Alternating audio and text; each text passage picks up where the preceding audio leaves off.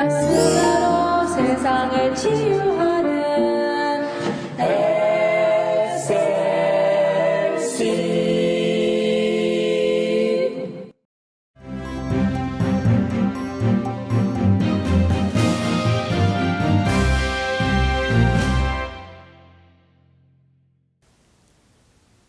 여러분 안녕하십니까? 창세기 성경 강해를 인도하고 있는 이영희 목사입니다. 오늘은 제32강으로서 창세기 14장 1절에서 16절의 말씀을 본문으로 해서 롯을 구출하는 아브람에 대해서 말씀을 공부하고자 합니다. 우선 우리는 이 본문 당시에 가나안 땅 주변의 형편들을 좀 이해할 필요가 있습니다. 아브라함이 가나안 땅에 들어와 정착할 당시 가나안 땅은 통일된 왕국이 아니었습니다. 다만 부족 형태의 여러 소왕국이 여기저기 분할되어 존재했었습니다. 본문 창세기 14장에는 9개의 부족 국가가 나타나고 있는 걸 보게 됩니다. 그 가운데 북쪽에 4개의 왕국, 그리고 남쪽에 5개의 왕국, 이렇게 지리적으로 갈라져 있었던 것을 보게 됩니다.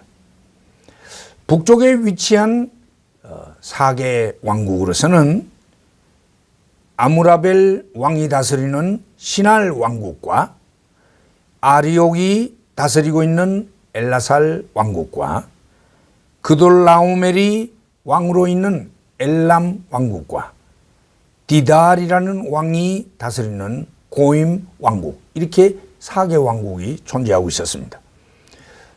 또한 남쪽에 위치한 왕국으로는 베라 왕이 다스리는 소돔 왕국과 빌사 왕이 다스리는 고모라 왕국과 또 시납 왕이 다스리는 아드마 왕국과 세메벨이 다스리는 스보임 왕국, 그리고 벨라 왕이 다스리는 소알 왕국, 이렇게 5개 왕국이 존재하고 있었습니다. 그 중에서도 북방에 있는 엘람 왕국이 가장 막강한 힘을 가지고 있어 남방의 5개 왕국들이 12년 동안 엘람 왕 그돌라오멜을 섬겨 오다가 13년째 되는 그 해에 배반하여 더 이상 섬기지 않게 되었습니다. 이에 엘람 왕 그돌라오멜이 북방에 위치한 다른 3개 왕국 시날, 엘라살, 고임 등과 동맹해서 북방 4개국 이 왕국들이 남방 5개국을 침공하는 전쟁이 일어나게 됐습니다. 북방 4개 동맹국들이 남방 5개 동맹국을 침입하여 드디어 시딤 골짜기, 지금의 사해 바다가 위치한 곳입니다. 이곳에서 전쟁이 벌어졌고 결국은 남방 5개 왕국들의 그 군사가 패전하여 도주하게 되었습니다. 그래서 북방 4개 왕국의 왕들이 그 주변 소돔과 고모라의 모든 양식과 재물들을 약탈하고 포로들, 많은 사람들을 사로잡아 포로로 삼아 가게 되었는데, 그 속에 소돔 땅에 거하던 아브라함의 조카 롯과 그의 가족들도 포함되어 있었던 것입니다. 이러한 때에 어떤 도망친 자가 아브라함에게 롯이 사로잡혀 가게 된다는 사실을 알려주었습니다. 오늘 이 본문에는 몇 가지 특별한 사항을 살펴볼 수가 있습니다. 그 첫째는 아브라함 당시의 지명과 왕국과 왕들의 이름이 매우 자세하게 나타나고 있다는 것입니다. 우선 지명으로는 시딤, 염해, 아시드롯, 가라나임, 함, 사웨, 기랴다임, 세일, 엘바란, 엔미스밭, 가데스, 하사손다마, 마므레, 딴, 다메섹, 호바 등등의 그 당시 지명들이 나타나고 있는 걸 보게 됩니다. 또한 족속들로서는 르바 족속, 수스 족속, 엠 족속, 호리 족속, 아말렉 족속, 아모리 족속 등등의 여러 족속들이 그 이름들이 나타나고 있는 걸 보게 됩니다. 뿐만 아니라 오늘 본문 13절에 도망한 자가 와서 히브리 사람 아브라함에게 구하니라는 표현이 나타납니다. 여기에 성경에서 최초로 히브리 사람, 히브리인, 영어로는 히브루라는 표현이 나타나고 있습니다.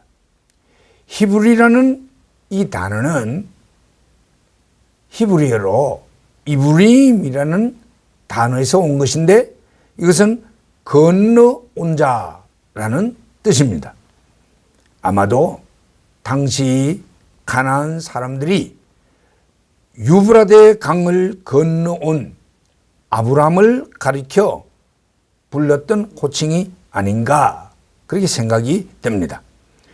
이후 이 히브리 사람이라는 명칭은 이스라엘 민족이 애굽에 내려가 거할 때에 불리워진 것으로 보입니다. 창세기 39장 14절이나 출애굽기 1장 15절에 보니 애굽 땅에 거하는 히브리인들이라는 그런 표현을 쓰고 있습니다. 그리고 오늘 이 본문 14장에는 많은 지명, 부족명, 왕명 등이 나타나고 동맹 왕국들 간의 전쟁의 모습이 매우 소상하고 더구나 아브라함이 롯을 구출하는 작전이 너무도 생생하고 구체적이어서 허구가 아닌 역사적인 사건임을 분명히 증거하고 있다는 사실입니다. 자, 이런 상황에서 도망자의 보고를 받은 아브라함이 어떻게 반응했는가를 우리는 한번 살펴볼 필요가 있습니다. 첫째로 그는 즉각적으로 신속하게 움직였습니다. 그는 지체함으로 말미암아 시간을 잃어버리는 이런 어리석음을 범치 않았습니다. 두 번째로 그는 그가 동원할 수 있는 모든 자원을 동원했습니다. 그는 그의 동맹자들을 즉시 동원했습니다. 13절에 보니 마므레와 에스골과 아넬 부족들을 동원한 것을 보게 됩니다. 뿐만 아니라 자기의 그늘인 군사력을 총 동원한 걸 보게 되고 자기 자신의 가신들을 가진 것으로 본문에는 나타나고 있습니다. 그는 그가 할 수 있는 최선을 다했습니다. 그는 그의 군사를 거느리고 헤브론에서부터 단까지 쫓아 올라가고 더 올라가 다메섹과 호바에까지 가서 롯과 부녀들과 인민들과 빼앗겼던 모든 재물들을 다 구출해서 되찾아오는 것을 보게 되는 것입니다. 오늘 이 본문 속에서 우리는 아브라함이 참 훌륭한 사람인 거 우리 알지만 그러나 더더욱 오늘 본문 속에서 아브라함의 위대한 점을 우리는 살필 수 있게 됩니다. 그는 정말 위대한 인물입니다. 우선 아브라함은 과거의 개인적인 감정에 매이지를 않고 대국적으로 행하는 아주 대국적인 사람으로 나타나고 있습니다. 사실 조카 롯은 앞장에 보면은 아브라함에게 상당히 섭섭하게 대했던 그런 모습을 보게 됩니다. 그는 그의 손위 사람인 아브라함이 양보를 해서 선택권을 그에게 주어 그로 하여금 먼저 선택해 할 때에도 그 이익을 고스란히 챙겼던, 아무런 말 한마디 없이 자기 이익만 쫓아갔던 그런 인물이었습니다.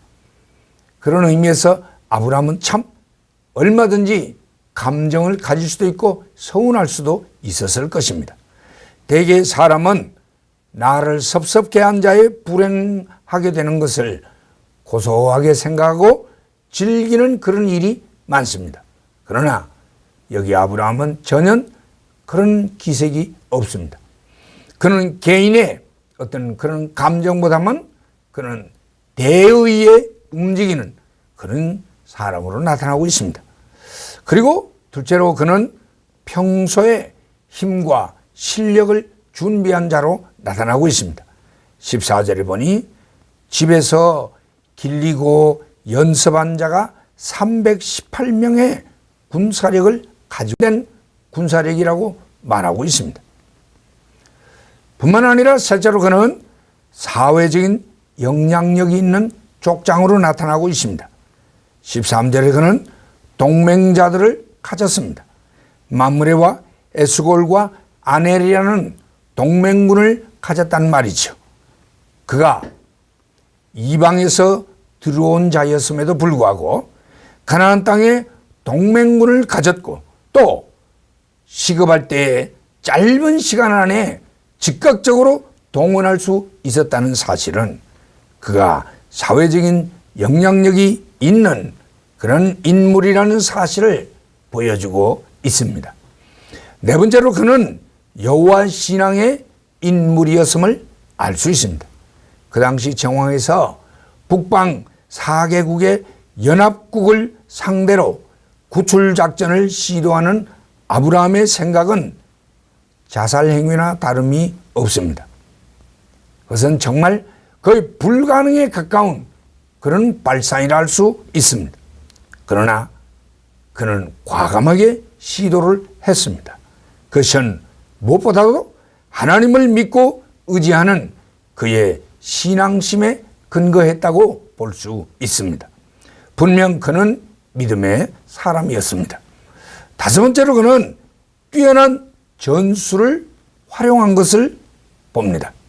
그는 가신들을 나누어서 양동작전을 감행한 것으로 나타나고 있고 그는 밤을 타서 기습작전을 시행한 것으로 나타나고 있습니다. 그의 군대는 신속하게 움직여 속전속결로 일관한 것으로 보여집니다. 이런 의미에서 그는 정말 전술적인 그런 인물로 나타납니다. 마지막으로 그는 과감한 결단력과 추진력을 가진 것으로 보여집니다.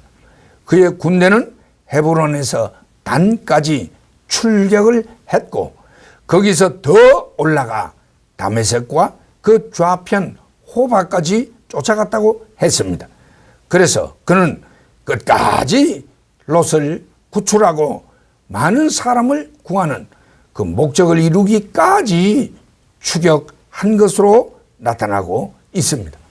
이런 모습을 볼 때에 아브라함이 얼마나 그 당시에 위대하고 훌륭한 족장으로 세워졌던가를 보게 되는 것입니다.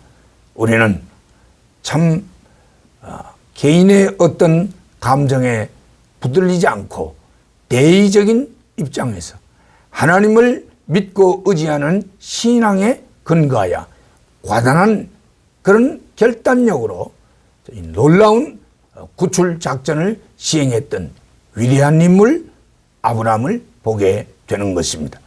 우리도 이 혼란스러운 땅 위에 살아가면서 아브라함 같은 위대한 신앙의 인물로 세워지기를 주의 이름으로 축원합니다. 할렐루야.